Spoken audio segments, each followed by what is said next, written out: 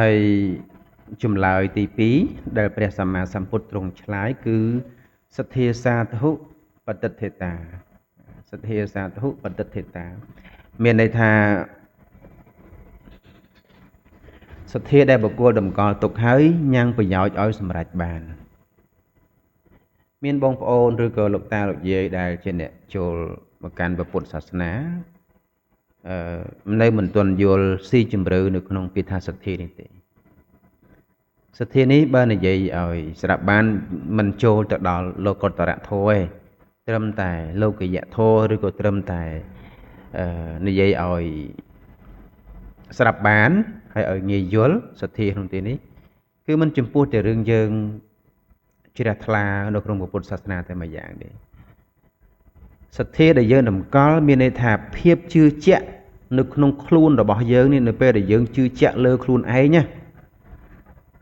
កិច្ចការងារទាំងអស់គឺយើងធ្វើបានឲ្យតែយើងមានជំនឿមានការជឿជាក់លើខ្លួនឯងប៉ុន្តែបើសិនជាយើងមិនមានសទ្ធាលើខ្លួនឯងទេយើងគិតតែពីរឿងមានសទ្ធាទៅលើជាមួយនឹងបុគ្គលដទៃអាហ្នឹងវាន់កហើយសទ្ធាបងប្អូនហើយពុទ្ធ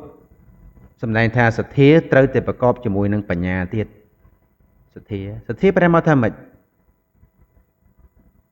សទ្ធាខុសពីភាសាតោប្រែមកថាសេចក្តីជ្រះថ្លាចុះសទ្ធាប្រែមកថាជឿជាក់ដូច្នេះមនុស្សដែលមានសទ្ធាលើខ្លួនឯងមានការជឿជាក់លើខ្លួនឯងគឺមនុស្សនឹងគឺជាមនុស្សដែលមានកំណើតធ្វើអីក៏ច្បាស់ការដែរពីព្រោះអីជឿជាក់លើខ្លួនឯងណា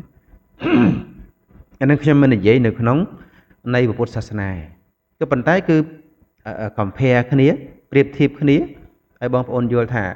ហេតុអ្វីបានជាពុទ្ធសម្ដែងថាការដែលមានសទ្ធាបុគ្គលដែលតម្កល់សទ្ធាហើយហ្នឹងគឺនេះ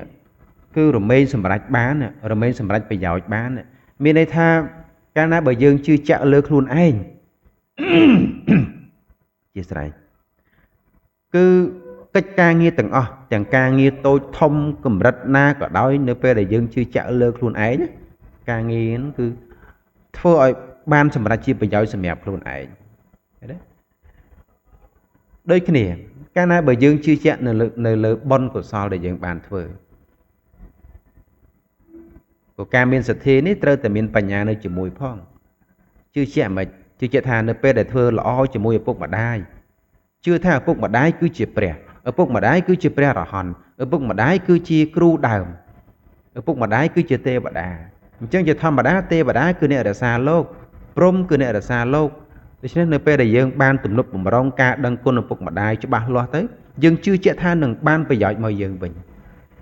អានឹងដែលពុទ្ធសម្ដែងដោយពុទ្ធកាលដែលព្រះអង្គនៅជាពុទ្ធិស័តចឹងគឺព្រះអង្គទ្រង់មានសទ្ធាច្បាស់ជាក់ច្បាស់អត់មាននរណាមកកន្លែងបានជាមួយនឹងការបំរើជាមួយនឹងការដឹងគុណឪពុកម្ដាយគឺពុទ្ធកាលដែលនៅជាព្រះពោធិសត្វគេហៅថា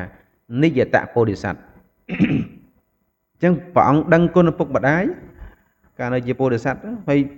ជាតិខ្លះព្រះអង្គហ៊ានលះបង់ទាំងបេះដូងហ៊ានលះបង់ទាំងជីវិតទៀតដើម្បីឪពុកម្ដាយ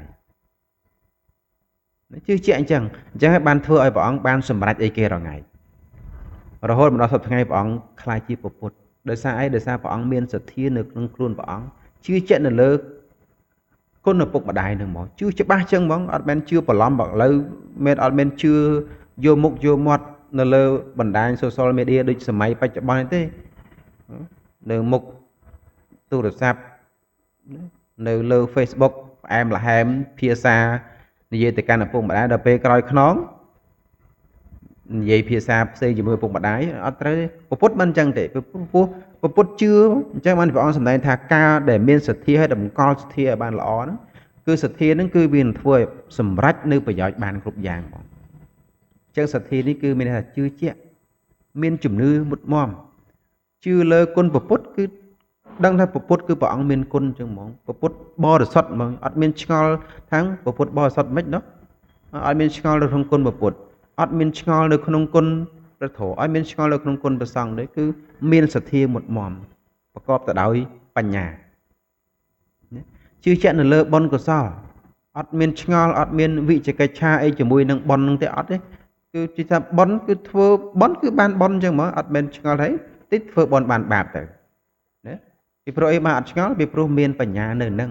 សទ្ធាណាសទ្ធាជាមួយនឹងបញ្ញាគឺគូគ្នាអញ្ចឹងគូគ្នាអត់អាចបាត់ណាមួយទេបើមានតែសទ្ធា